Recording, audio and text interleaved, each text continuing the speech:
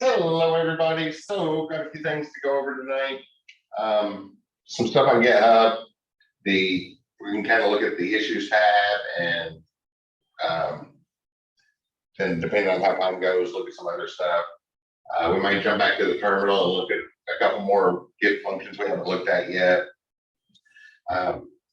Picking the group for the group project was on the list for Tuesday and didn't happen. So make sure that's the first thing on the list for tonight. Announcement: school is closed on the 4th. I think everybody probably knew that, or at least highly suspected it, which is a Tuesday. And since we have Tuesday night class, we won't have class on next Tuesday. So no class next Tuesday. I will send that out in an announcement over the weekend as another reminder. Big groups, look at issues, and have some things to fill time with. And the other day when we were looking at the deployment stuff, people have said that never encountered any deployment issues. Like, what do you do when the app's finished? Which I often make a big deal out of in class because I went through I first learned to program back in the late 1980s. They were trying to make summer school interesting right around the time the kids couldn't just stay home by themselves anymore and before daycares existed. So they tried to make summer school interesting, and the music teacher's husband was a programmer. So he came in and showed a bunch of us how to program. That was my first programming class. Then random things over the years, up to 2011 when I came to Ivy Tech as a student and got a computer degree, and all the classes for that. Lots of programming classes over the decades, and it was never once mentioned what to do after the app's finished. So I like to include that, and you also hadn't seen that before. So that's kind of what we look at a CI/CD pipeline, but at some point we'll probably look at that in a little more detail. But also the reason I was something about that is over the weekend when I was getting ready to do the CI/CD pipeline stuff on Tuesday, I looked at all the buttons or all the workflows that were pre-built in GitHub there that said Docker. And well, y'all remember we ended up copying and pasting stuff. But another one was showing up since I looked through them. I guess I either overlooked it last weekend through several attempts, or it has shown up since last weekend. But it is one click to publish the packages, and I didn't know it was there. It does it with a license, and it creates a key pair. It releases the public key, and then GitHub has the other part. So we can't really use that one anyway. So we actually have to delete 3 lines and some comments. So it's instead of copy and paste, it's just delete. So we're going to look at that real quick as something that I mentioned. But first off, we should probably split up into the group assignments. I was just going to hit the randomize button. Was my plan as soon as Zoom buttons get out of the way. In this afternoon class, somehow the Zoom buttons ended up behind all of the tabs, and I really like to know how to do that on purpose. Like that would be very, very useful. But yeah, I'm not sure how I ended up doing that the other day, or earlier today. I might spend a lot of time trying that over the weekend because it was really nice to not have Zoom buttons in the way. Don't need either the Zoom buttons that keep appearing and disappearing, or the thumbnails they're just kind of in the way. You're on the Zoom call, aren't you, Sam? Yeah. Okay. I was wondering if I should move those that are on the TV, but you're watching on that screen, so nothing's blocked. So I'm going to go on assignments. And you go people and groups.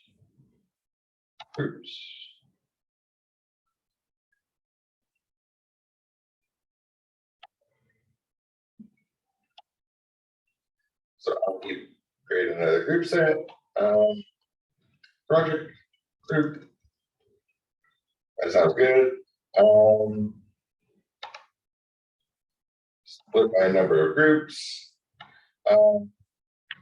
We have there's 5 people on the roster. At one point there were 6, and then it dropped back down to 5. So it'd be one group of 3 and one group of 2. And just like the other one, this class is about Git and GitHub for the group project part.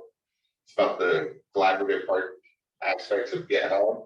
So you're not being graded on your projects. If you want to make a hello world in Python, that's fine, as long as you're doing all the GitHub collaborative group work parts.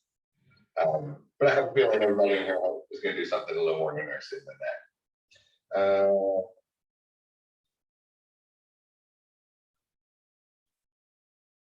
Yeah, the leader doesn't mean anything, but somebody has, Canvas requires that somebody be listed for that. So set a random student as a group leader. It doesn't really mean anything.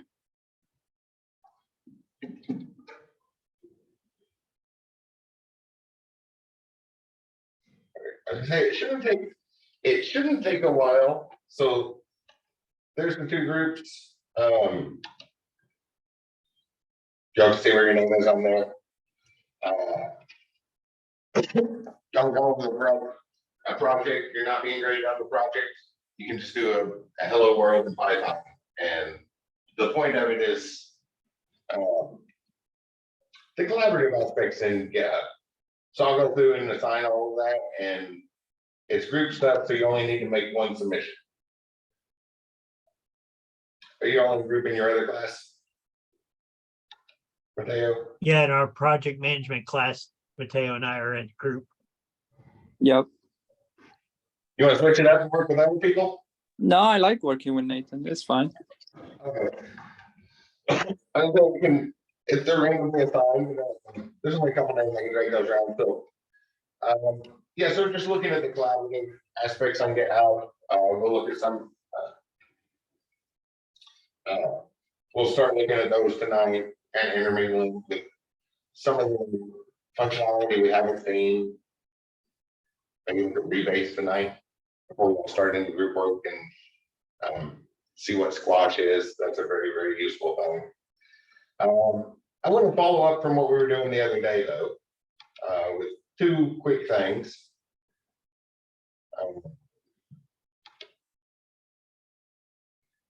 One over here. I'm just trying to open this. So I said this. I talked about this, but didn't actually show it. So we'll talk about deployment later. One thing that, like I said, it was never mentioned in any of my programming classes what to do when the application is finished. And we don't give end user source code.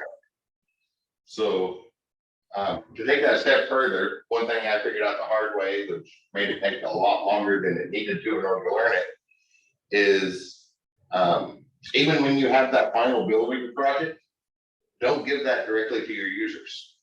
What you do is you give your users a script, like a batch script or a shell script, or for tonight I did a PowerShell script because it looks so much nicer than that 1970 syntax for bash thing. Because we have to clean up an array.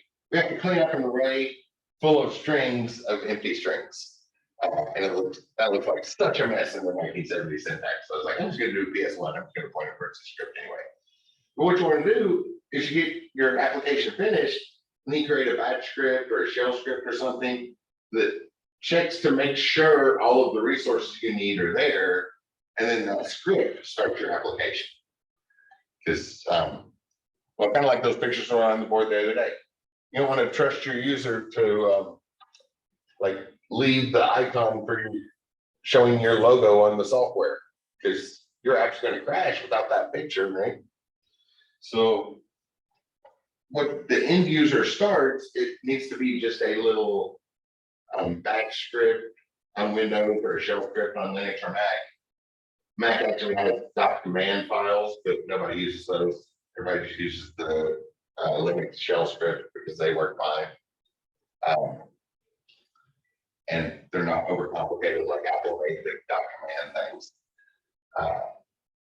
And a box file on Windows, but something that would check to make sure all of the pictures you need are there. if there's a folder you write to, make sure that folder's there, create it. Download it, and make sure all the resources are there, and then that script starts your application. Make sure it's safe to start, basically. So with that stuff we did the other day, we give the end user something like this. Can I just open that? So this is in PowerShell syntax. Actually, let me open that one and see.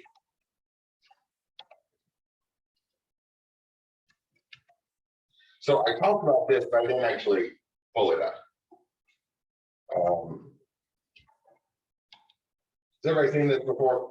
With PowerShell on Windows, there's also PowerShell ISE, integrated shell environment. It's got all those nice features we're used to for an IDE, only for shell scripting.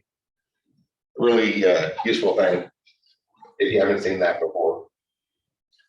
So open that. This was from the test one, as you can tell from the name, Java Docker workflow test. Getting ready for the stuff the other day, they did the same things. And then we ran this instruction directly, right? We said, after we pulled it, we did Docker images A and then use that to grab the ID. But that's a table, so it's a two-dimensional array. We have rows and columns in the array. Row 0 is the headers, so then row 1 is the top one, because it also happens to be a stack. So the newest one, the one we just put on the stack 2 lines earlier, is obviously index number 1.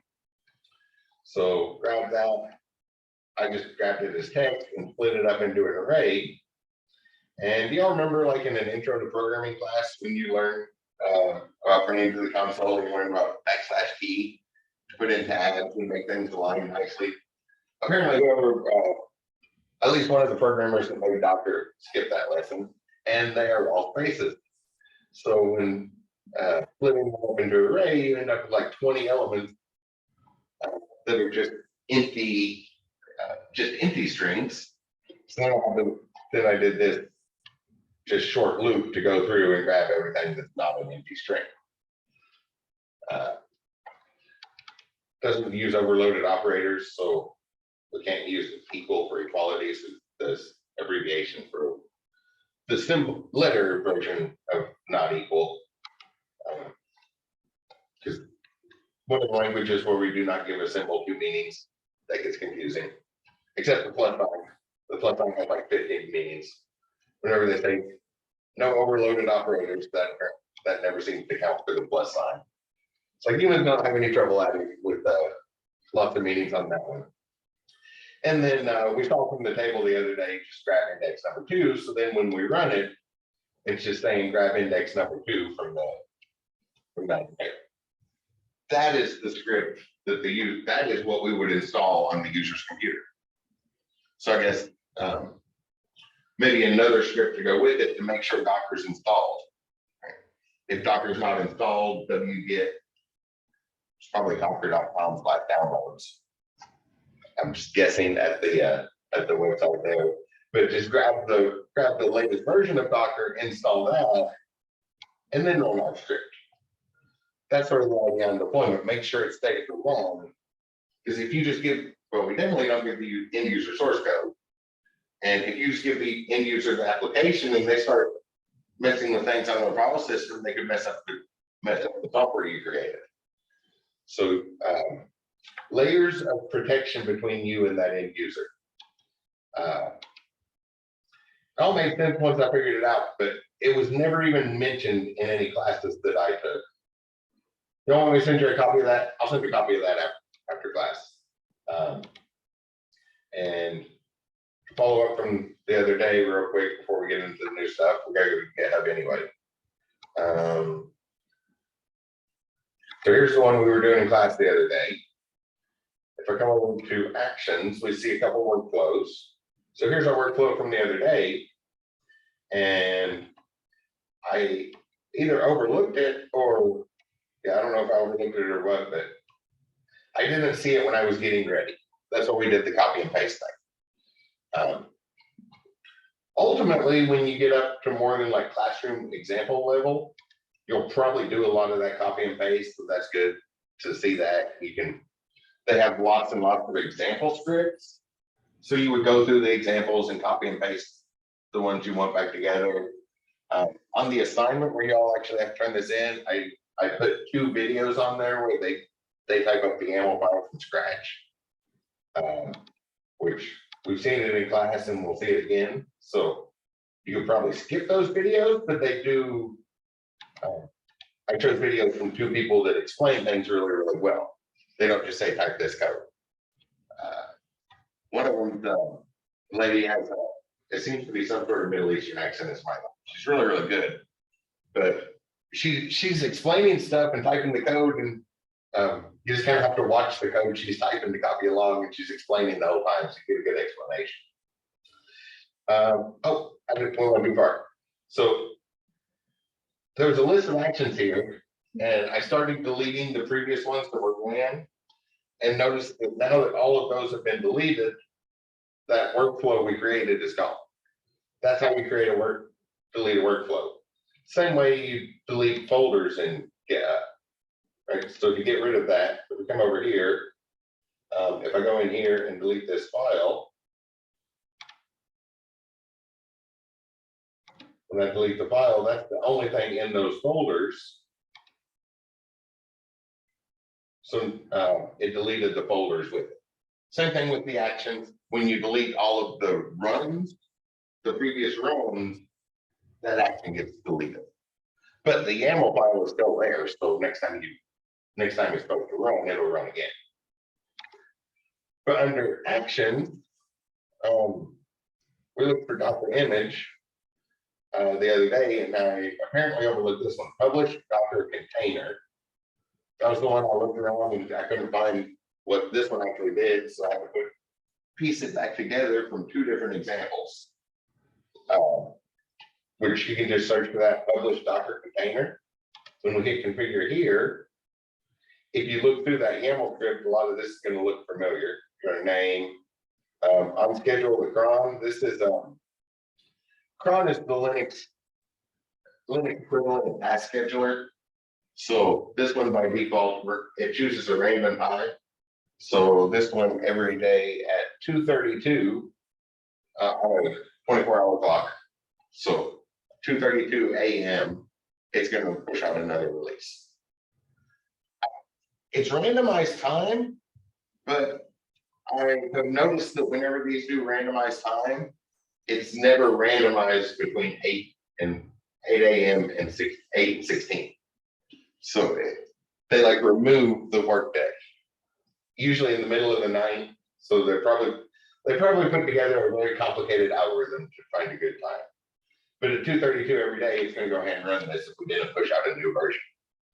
So that's an even better CI/CD pipeline, because it doesn't have to wait for us to make changes. There's a new one coming out every single day.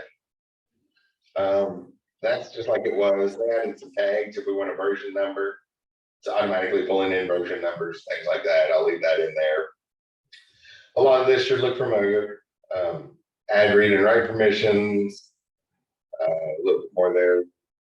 Check out version 3. Install cosign tool. It's fine to leave that, because the thing we need to delete is when we actually use that cosign tool. I guess it won't. We could delete that, but it's probably easy. I thought it'd be easier to scroll this very last thing. Sign the image. That has all the security protocols, so that's the private and public key pairs, and it's using a key pair that GitHub has the other one on. So we don't have the whole pair in order to license software with that. So I think they were expecting changes, but delete that. Actually, I'm going to come back and delete it. We want to delete that. I'm going to run it once to show you what it looks like without that. So I'll go ahead and commit those changes, which also, let me cancel that. I learned today, and just out of habit, I was looking at the text editor and hit Control S and discovering the Control S commits on GitHub. I don't know if that's happened before, because I just did it out of habit, and I know that's something I've probably done before, out of habit. But this afternoon when I was doing some things, I went into the simple edit and out of habit hit Control S and then automatically committed. I was like, oh, that's a really nice hotkey to know since we're talking about GitHub. We can go watch this. It's building. Actually, it's almost finished, isn't it?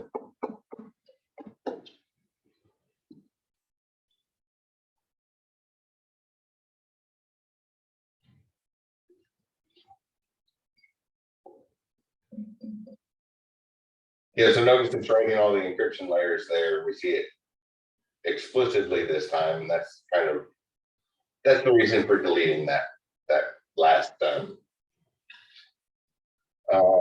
block. I guess it's still a block, and yet I guess block fits. I don't know what we would call it in YAML explicitly. Some languages like to change it up, and it's not a block like we would have in Python or C++, with where things are explicitly blocked off, but that chunk that goes together. So we got our little release, but look what it did to the name.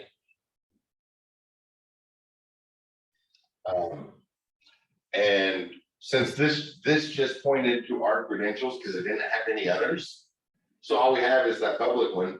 GitHub still has the private one, so we can't run that from our local machines. We could replace that with another pair to put. Not difficult, but I thought it was a lot easier just to go in here and just delete that sign. If you're deleting it, I guess you can delete installing it. That'll save you a couple of milliseconds. Because that's on GitHub side, so that's not something that gets included in your project. We just saw that's something that gets included as the name of what you're going to download, not the thing itself. But if you come down to the very bottom there and delete where it actually signs, I have to go in edit. Sorry, go in edit mode, which as of a couple of weeks ago, VS Code, or not VS Code, the Electron framework is there. So if we want to use a real IDE, you can just go do that. This is what I noticed that earlier. How to have it, I hit Control S and it committed. So that's convenient. We're doing this. We changed the name, so we should push that on. We've seen that before. Close that script back up. Sure, I'm gonna see.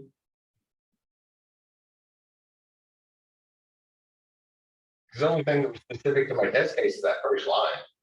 So when it finishes, I can just go ahead and run that script to show you all it works the same. And then that little PowerShell script in this case. That's a good example of why I like PowerShell. It's got the modern syntax. That looks like a normal for loop, and it looks like what we're used to with if-else blocks if we've studied any languages still in use in 2023. It's not based off COBOL, which went out of date 30 years ago, except for the terminals that still use it. So that strange syntax that we don't see anymore. PowerShell uses the modern. All right, looks like that's finished. So and notice when we delete that sign it doesn't put the stuff on the end. So then it's just like we had the other day. So I'll copy that and paste it in the script here. And we saw the other day, then pull up the images, get the ID, and just run that ID. And then this script just cleans that up, puts it in an array, which when they built that table, there were a whole bunch of empty space. Those columns are all one space wide. The space it's another column that's one space wide. And seemed a strange way to put that together to me, but I suppose they had a reason. It's not hard to clean it up. Just after you split, you split on spaces by default, so all the spaces go away. Just discard everything that's an empty string, or only keep the empty strings. So we see all that. I hope.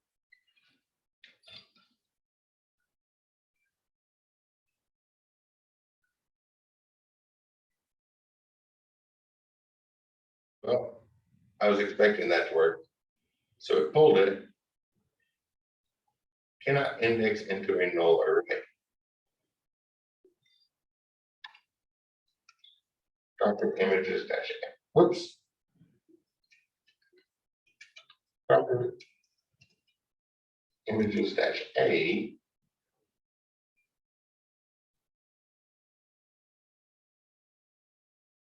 Is there.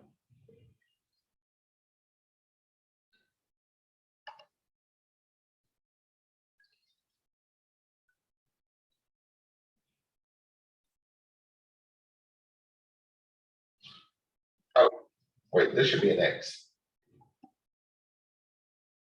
Put that in X, then X1 splits into table, and then table splits into links. I don't know where that other one came from.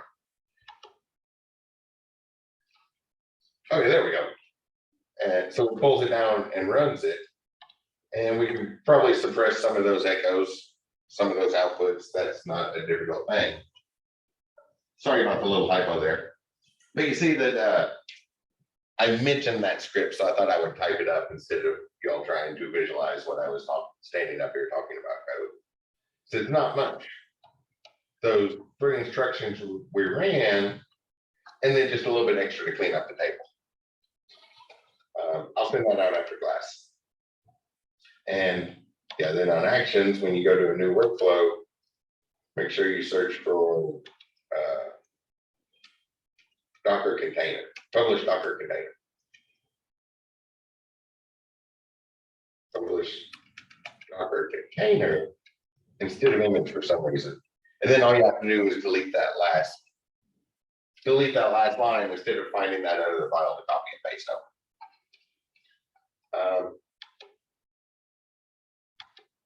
As always, that was something I practiced ahead of time. I don't know why I just closed everything. The stuff for tonight is look at GitHub, so I have absolutely no idea why I just closed that. As always in the classroom, I practiced ahead of time to be ready for that. So probably made that look easier than it was the first time I did it on last Saturday. Because we're under very tight time constraints. We don't want to waste those. For those who haven't had me in class before, I do like to always do at least one night that is not prepared, so you can see it is. It is like you normally, when you're normally writing code, all those typos and all that stuff.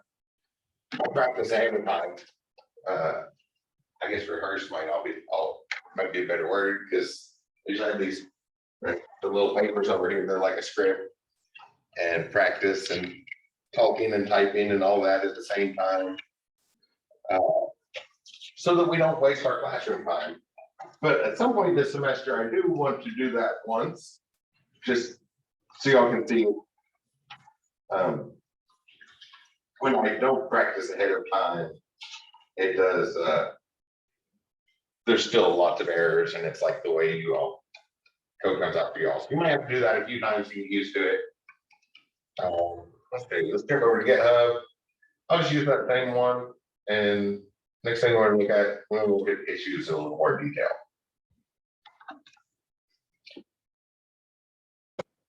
So issues is kind of your assignment this week. Okay, this is where we do our bug reporting. So I want to create a new issue. Create a bug. So create a bug.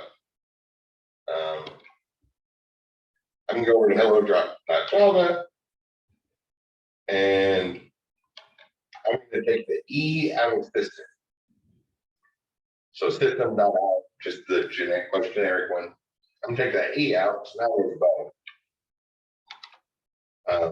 Didn't put in a unit test. Usually workflows would include a unit test. So before it built that Docker image, it runs through all the unit test stuff and make sure it doesn't crash. So that one's probably going to build successfully. I'm going to skip the whole test in it because y'all just saw me put the typo in there. We know there's a bug.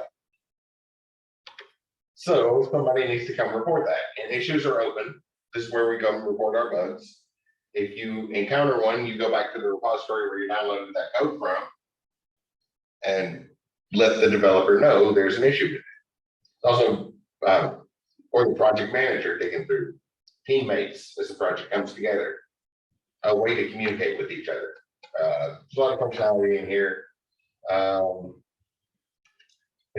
Code won't compile. That's a typo, so we'll be notified about that from the compiler. Code won't compile. For some reason, the program stopped working at, I'll open it in a new tab again. What's the most recent commit?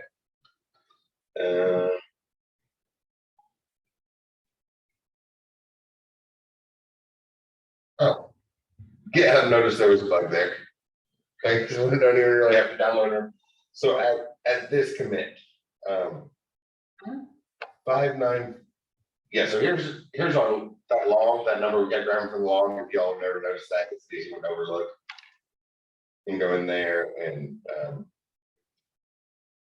at this commit, so I'll copy that over there. And this commit. And we can put some labels on it. So that's definitely a bug.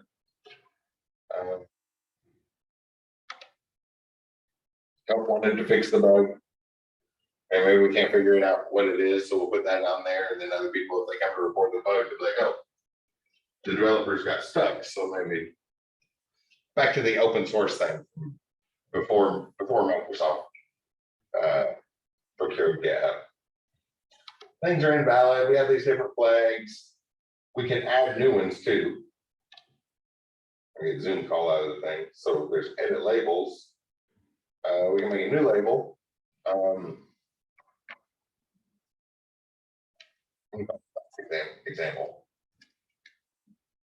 Example. This was used as an in-class example. Put a dash here so it's not underlined. Choose some color, and notice the color button. It doesn't give us a color picker. It gives us a random. It randomizes the color.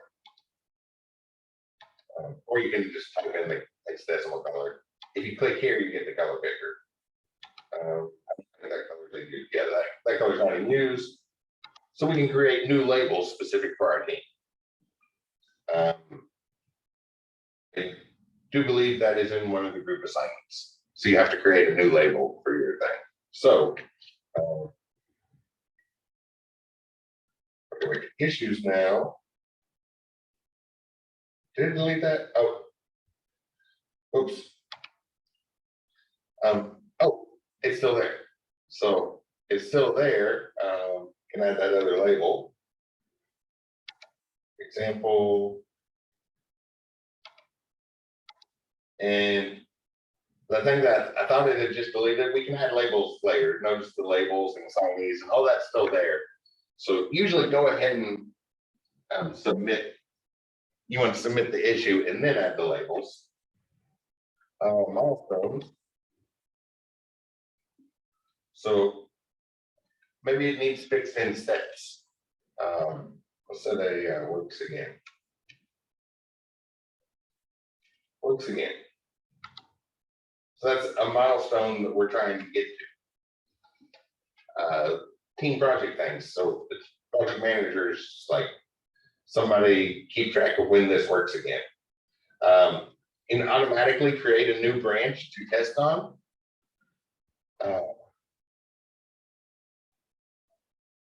This button's obviously new because code space, that's the electronic framework there.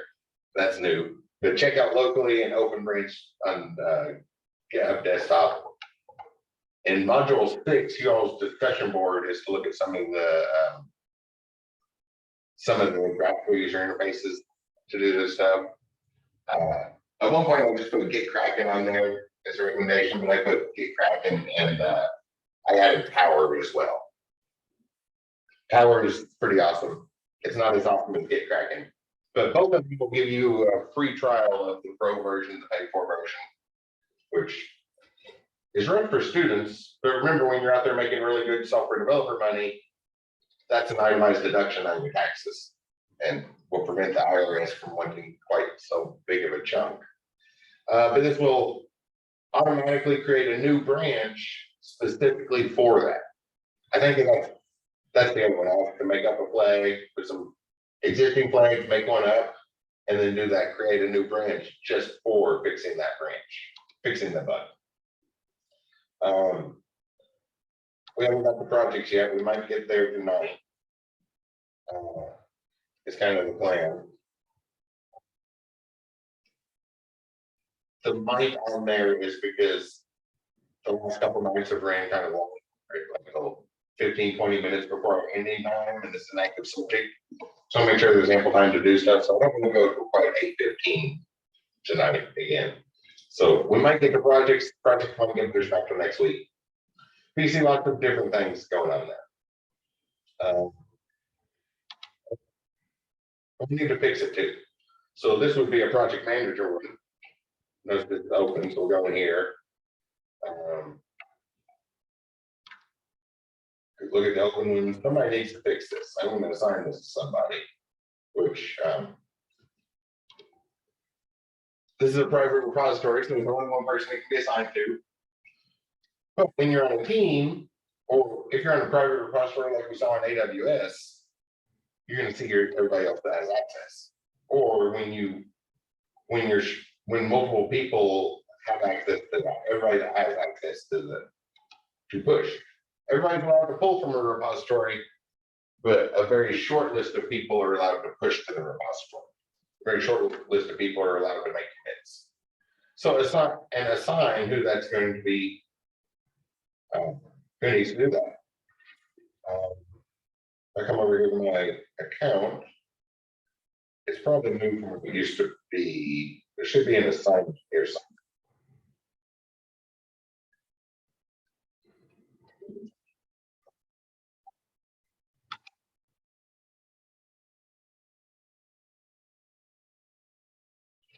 Too strange. It used to be right here with the social aspects, which doesn't make much sense for the assignment thing. It would make way more sense up here. But it does look like they moved it, and I'm not sure where they moved the assignment to. So I'm gonna have to dig around and look for that, or if y'all want to assign an issue to yourself and see if you can find it. Somewhere in your profile. Oh, there it is. Oh, that's all it is. This is the one that's assigned at. You see your profile picture show up. Oh, there it is. So we go to issues, go to profile and issues, which is the little dot here. And then on the assign, you'll see all of the ones that have been assigned. All of the things your project managers. And so if you're the project manager, hand out the task, and you don't even have to send an email. And your team just goes on GitHub, and it will tell them when they've been assigned. Or mentioned, which is related to issues, but not a good mention like you get in Facebook, like the Twitter or Facebook mentions. This is mentions like whoever that was assigned to commented on who made the bug, and they need to track them down or something. There's probably a good way to do it too. Maybe thank yous and stuff. Other things could go in here, but that's what I'm familiar with. Is like, oh, found that bug and mention who made it, and that's what they were trying to do when the bug was made. Things like that. Lots and lots of tools. You will want to click around a little and check them out. This one, yes. So that particular bug has been assigned to me, so I'm not supposed to fix it. So download that. See an assignment. And actually, I'll follow up with the assignments. I'll do it that way. Let me go over to my profile. This profile. I don't know why they took away clicking on the picture. That's like the standard ever. If you hang your picture, you go to your profile. It looks like it opened up a drop down menu. Yeah. But Microsoft decided that should do something different.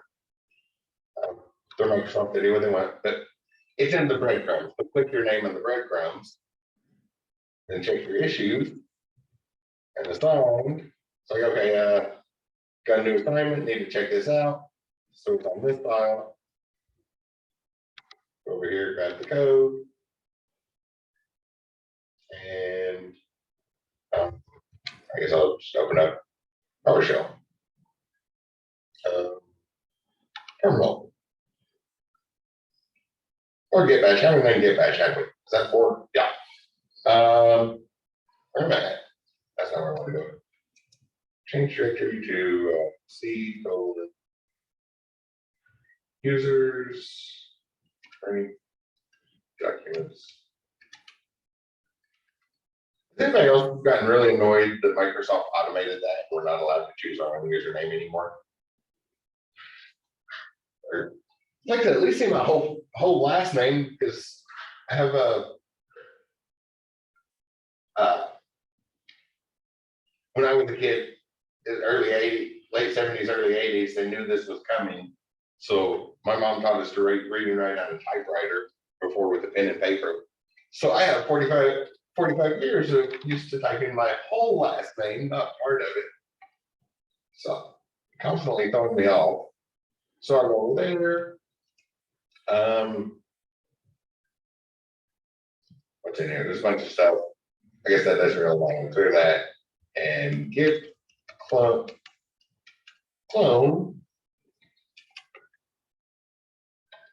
I shouldn't have copied that. Highlight and bash. Don't highlight and bash. Okay, so now we should have that directory. So you just highlight the copies. Yes. Because so highlight. And then right click paste. Oh, that's the thing. I didn't copy it that time. Yeah, from old ways of doing things. Bash has been around for a while. That's part of the reason I always use PowerShell, because it's updated to them when it's settled in. Like we have different names. Different names.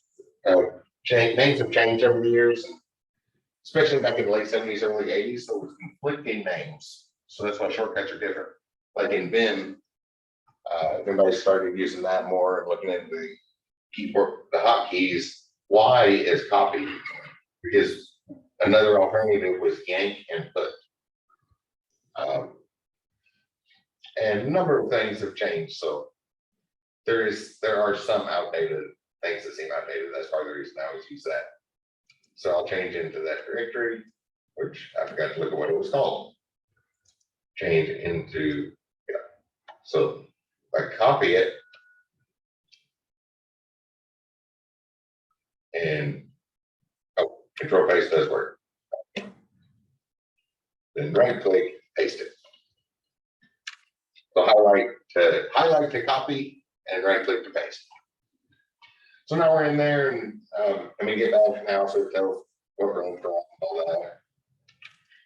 Git log, we'll see all those changes. So looks like that's where the thing happened. It worked before. Hit Q to come out of that.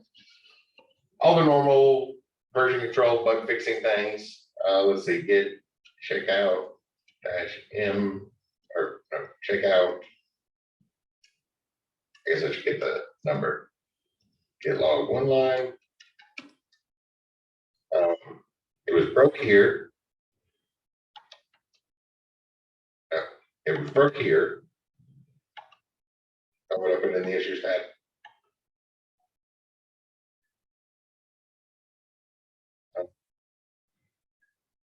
Parent D7986. It was broke by commit 59462. I know this is a trivial example, but you wouldn't be going through all these steps in a trivial example, right? Something where 30 people put together 300 libraries. So on 20 different branches. So it's a little, I guess maybe use imagination like it's a much bigger project for these steps. So this one's broken. So what did we have there? If we do check out the previous one, check out the previous commit and git bash. So highlight that, right click to copy, then right click. So right click is copy, and then the next right click is paste. I think I forgot to say one of those a moment ago. Control C and Control V do work on here, but I did manually go in and put that in the bash RC file. So let's check out that early one. Things we've seen before, we're in the detached head state. Notice detached head, we have the 2 sets of parentheses. List out all files, all of that's there. Can I access Docker from here? I can. So let's say Docker build the current one with the name fixing it. Oh, whoops. No spaces in the name. Okay, it built that, and I see the compiler ran. Could run it at this point, but the bug was that it did not compile. But we got a success on the compiler ran. Clear that. Anyway. Docker images, list them all out. Should be this one, so copy that and Docker run. And the interactive terminal, this one. And looks like that it all fixed if we go back 1 branch. So that's probably an easy fix. So git log 1 line. We can revert back to this. Oh wait, we need to go back to the main. Git check out. Oh, switch. Switch dash to get off that detached head state. Back in our main. Git log 1 line. And well, we could just revert back to that previous one. But what all the changes were there? Git diff between this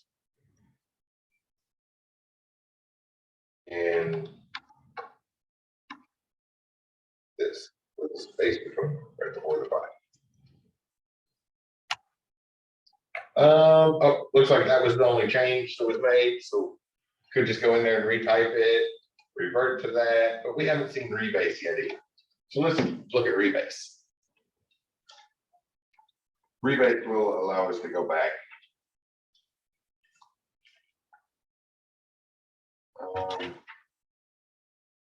Someone ever doing rebase?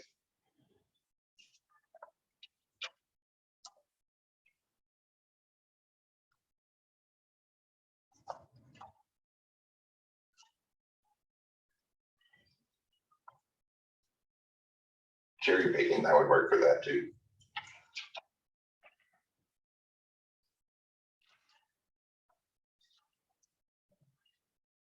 I think rebase will work. I have some notes here that have like a whole rebase example. We'll get back to that in a moment. Rebase allows us to go back and make changes to everything that's happened. We haven't seen this yet. So we've seen log, but if we do git reflog, there is everything that's happened. That is much more, there's steps that don't show up in our log. Resets. So if I was to do a reset, that a reset does show up in reflog. So we can still, and it will have a number that we can pull it back out of. Let's look at that, and then we'll do rebase in a moment. Sorry, I only had half of a plan for this, kind of jumping back and forth of things to look into. And I have apparently 2 different examples of rebase written out. So we can look at that separately. So let's clear this. Git log one line, and it looks like resetting that last commit will fix our problem. So if we do git reset back to the one we want to go to, and that's kind of common. So we go to the parent. Right? We go to the parent of the one we actually want to get rid of. So I'll copy that. Let's go back to control C and D. So reset that into a hard reset. Git log one line, and we are right back to that previous version. Git log one line, and we don't see anything about that reset. We don't see where we added that one, and we don't see where we took it away, the commit with the bug. But git reflog does show us that reset, and we have numbers to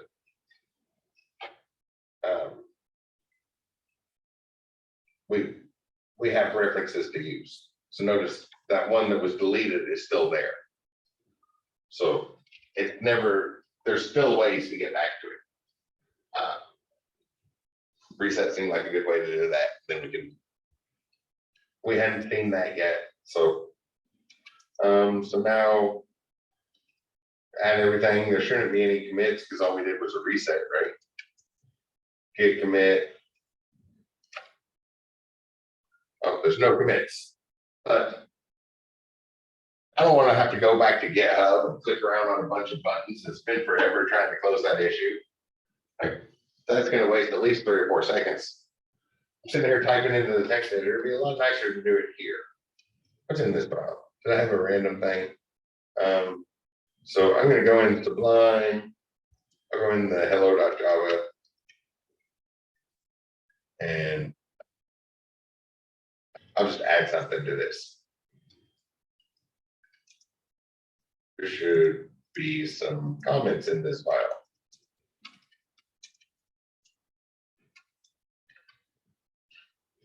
That's not a comment for Java, sorry. I've too much Python lately. There should be some comments in this file, or yeah, maybe like Java docs, comments that would actually do something.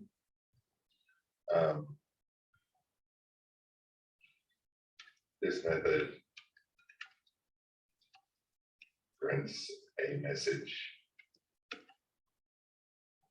to the console in a Docker container.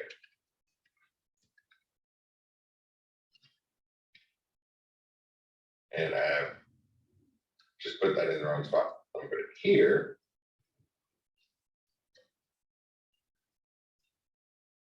And then that where it should be. So then at param, it takes in a param called args, which are command line arguments sent when starting the application.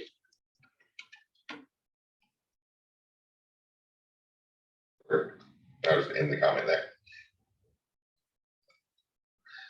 So that's a Java comment. That comment will generate a web page. Really, really nice web page. Any documentation you've ever seen about Java was generated using those sort of comments. So something very, very useful instead of just this arbitrary comment.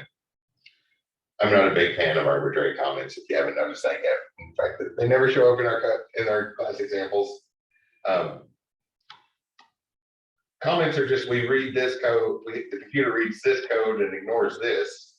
So there's absolutely nothing that stops us from reading this and ignoring the Java code, which gives us the ability to do 2 things in one text file.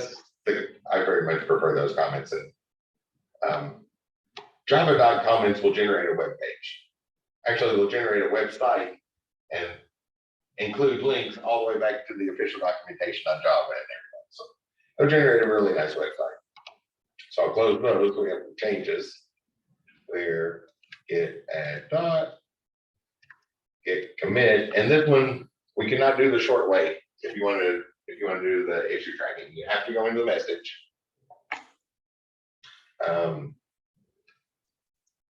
Fix bug or fix typo. And remember the convention is to do message in present tense, not past tense. A lot of people want to do that in past tense because we already fixed that typo.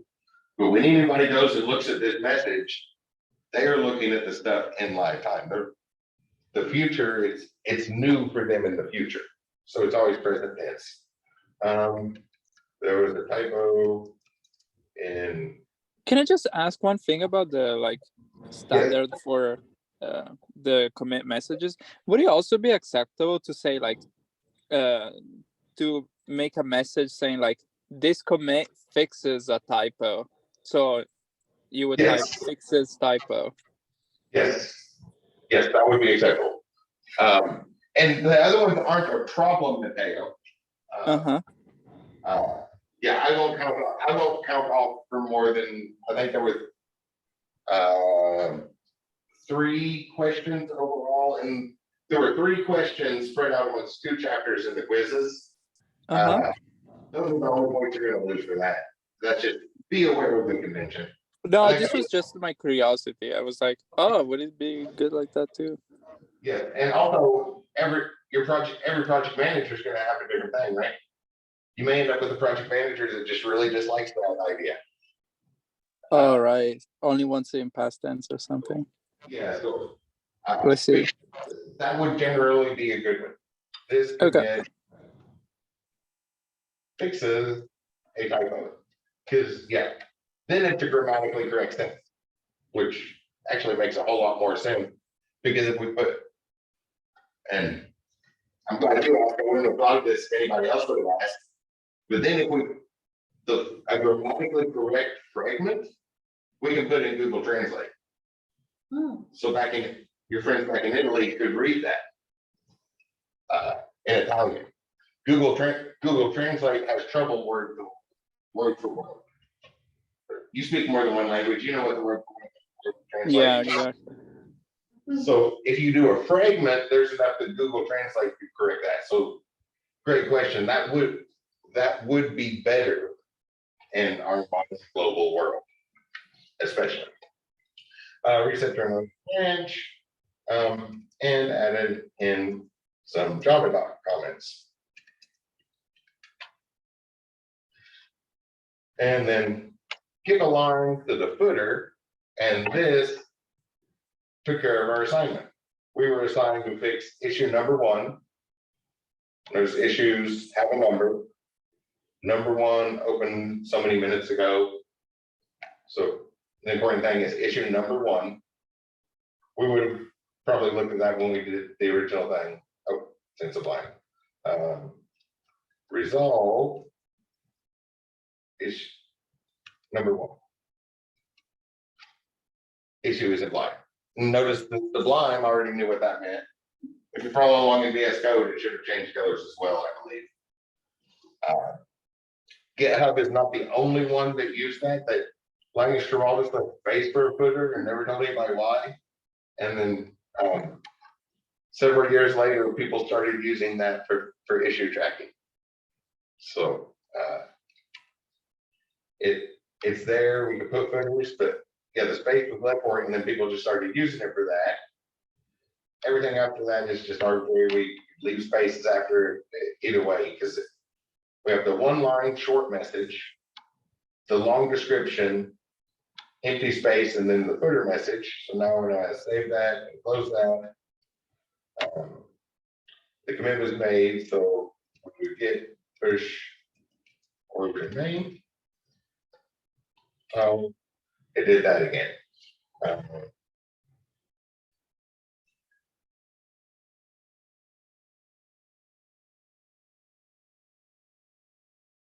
That's what I did. Yeah. I went and re-pulled it and. Okay, a pull will do a merge. That would add that file back in our case though. So what I'm gonna do is git push origin. I'll put it on another branch. I think I can just type a branch here. Let me try this. Fixed branch. That seems like a good name for it. So I'll come over here. This is how I usually fix that here.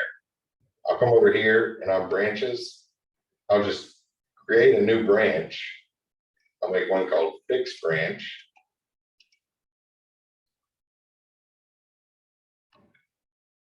Create fixed branch. But I'm going to keep this one looking at main. So main is the branch that's blocked. And then down here, try to push to that branch. Okay.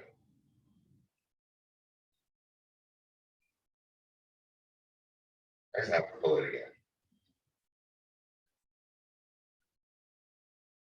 Or you can do it on a different branch.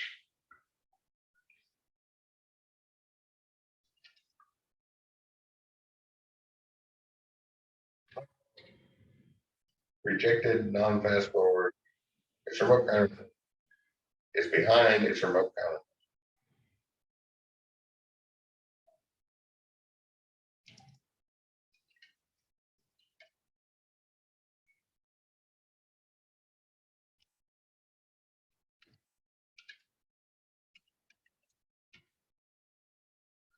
I have no idea why I just typed that. Git log, one line. That's what I meant to type.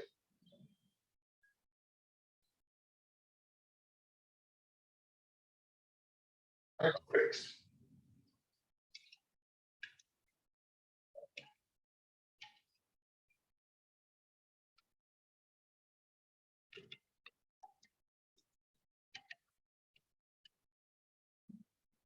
Okay, so we're still looking at the version that's fixed.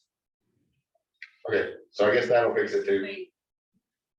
That's why it's taken. Oh, I didn't fix the bug, did I? I opened the file and did something else.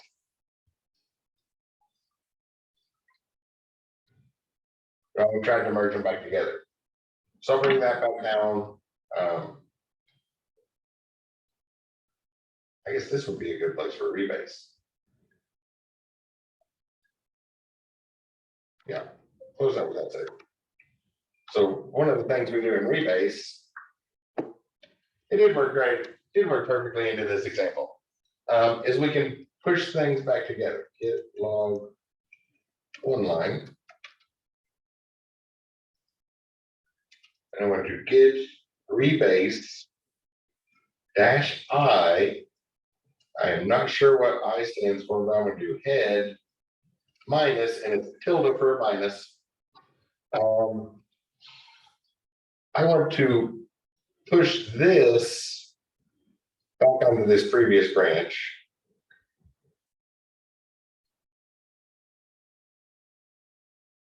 So I will go back here. Actually, revert probably would have been better than reset. That's where we got behind. I want to go, I want to change one backwards. So I need to go 2 backwards in order to see that one. So just like reset and revert, we go to the parent of the one we want to change. So at least back 1 further. So that's head's currently here. So -1, -2. And a tilde for minus. Which you can also do this in your checkout.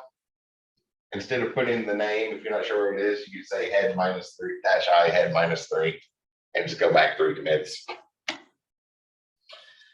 So these are some of the things we can do. We have these 2 commits to work with.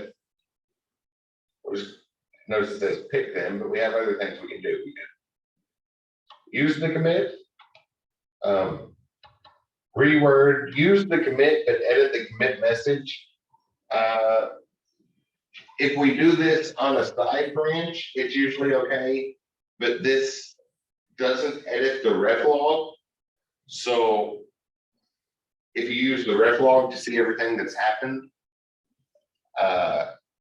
some places in it will have the old name instead of the new name. Edit, squash, use commit but meld into a previous one. drop to remove the commit, we could probably drop that. This one. So let's change that to drop. And this is not where we make the change. This, we just say what we want to do here. And then after we close this, then we'll get it. So like if you wanted to reword the commit, let's reword the other commit while we're at it. This isn't where we change the name. We say reword. And when we save and close this, then we get that previous, message. This commit fixes the typo in main. So that changed it, and git log 1 line.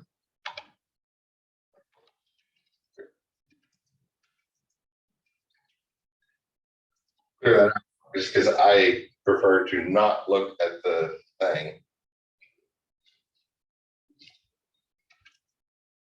Push forward. Rejected it again. We haven't looked at how to deal with conflicts yet. I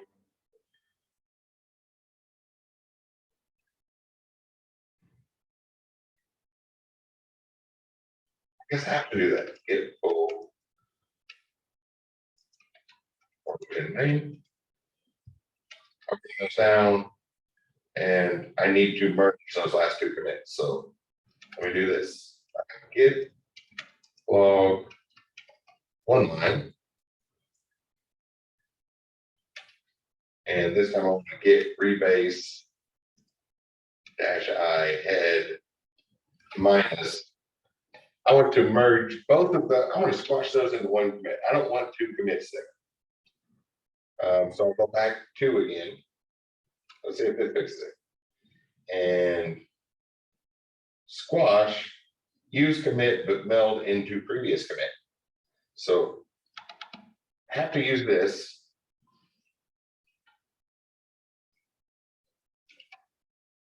But I want to combine it with the previous commit so that it's more from the previous commit instead of that nice even merge, which took the E back out. It put the typo back in there. Save that, close that. It's a combination of 2 commits, gives us all that. Has the commit message, still saying resolve number 1, very bottom. So I'll save that, close that, git push origin main. Oh, it was behind the thumbnails. I couldn't tell I wasn't typing. That corner seemed like a good place to put them a few minutes ago. Git push origin main. Okay, I'm just going to do this. I don't want to waste any more time on this. We'll look at more stuff in a moment. And ls, I want to.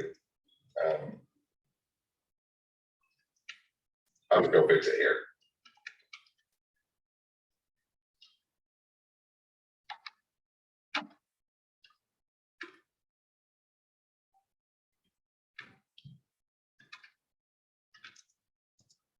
Instead of trying to use the fancy tools, I'll just do it the simple way. So now I want to commit it. Let me change the earlier message. Git rebase head minus, I'm not sure. I'll go back 4 because I'm pretty sure it's in there. You need the Oh, I. git commit -m. Oh, yes. I have to commit first. Oh, yeah. That's Oh, actually, I can stash it. Git stash. And now git rebase. And yes, I did just kind of forget the I. And let's remove that. cool.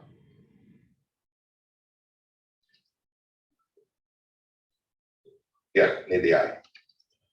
Oh, Yeah. you do need it. Rebase -I head -4. And this one, I want to reword that. Save that, close that.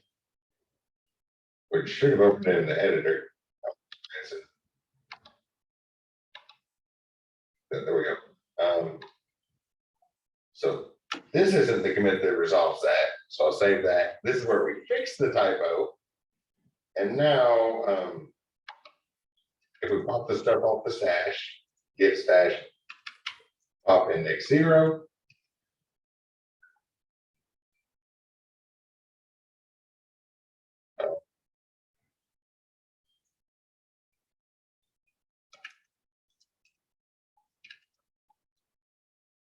And merge with repository. This tool to merge our fix with the repository. And then the part we already saw, resolve number 1. We save that and close that. Now we should be able to push it to the next.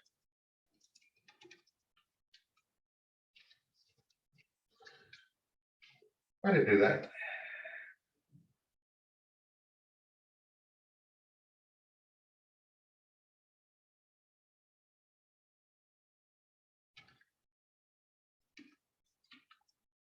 Sorry, I am not sure why it's not.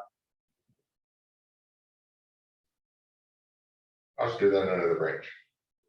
If check out -p. Oops.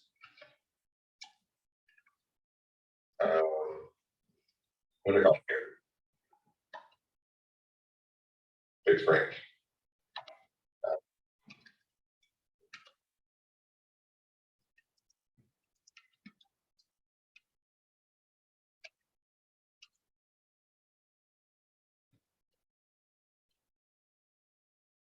Updates were rejected because the tip of your current branch is behind.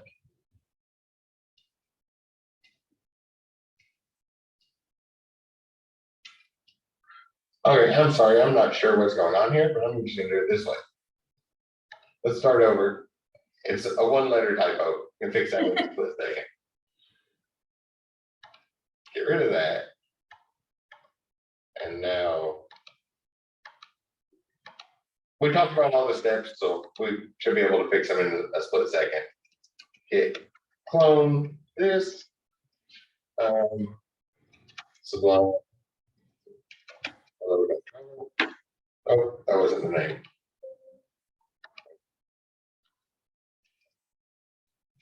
Hit, oh, hello. Gotta go in the file.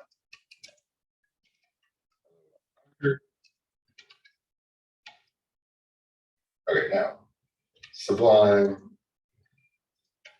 Hello.java.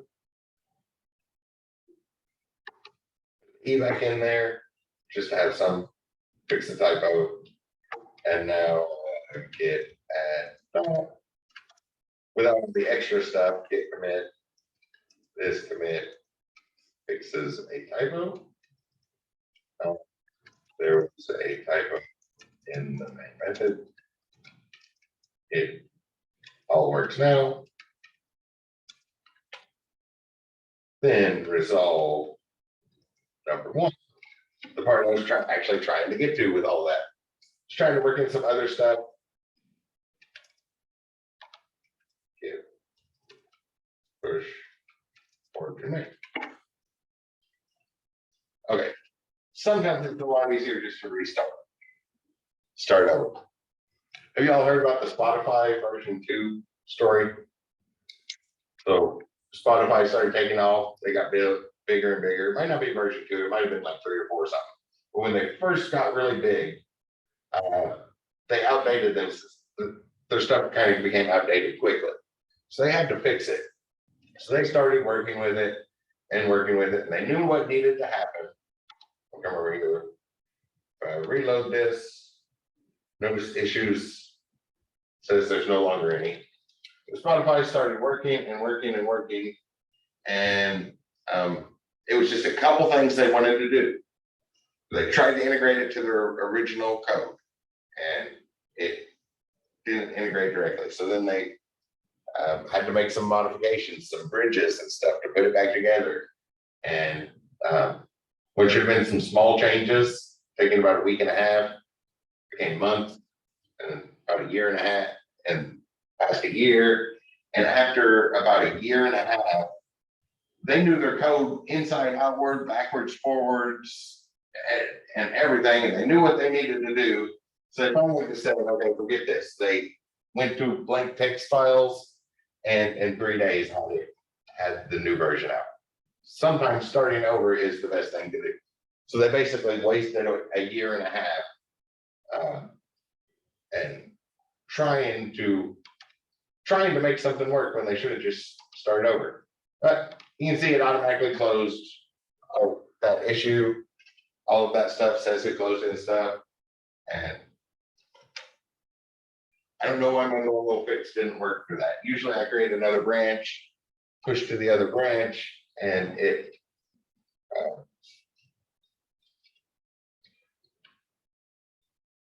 fixes it. But I was probably doing something out of the ordinary because I was talking and typing the whole time. So I skipped a step that I normally do when I do that stuff. That's sort of like the process that you will work on when you do your project or the homework this week. It's in the projects as well. When there's an issue, let's create a new one. New bug showed up. Something's wrong. And then we submit that new issue. And somebody comes along and we can reply to that.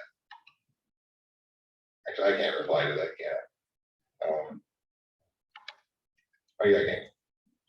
Come along and say, working on it. And add a reply to that and build it up like a form. Get different information. Build up the whole form along the way. And then it'll automatically close it when you're finished. First of some very useful project management tools, but sorry, that stretched out for longer than I meant for it to. Probably a good time for a break. 10 minutes sound good to everybody? Samantha's on her head very bigly here. Sounds good. So it's 7:18, we'll get back to it at 7:28 and look at a generic rebase example that wasn't made up at the end. I think I skipped a step because I'm used to just doing that almost out of habit. I was talking, but I'll figure out what went wrong and see y'all in just a moment.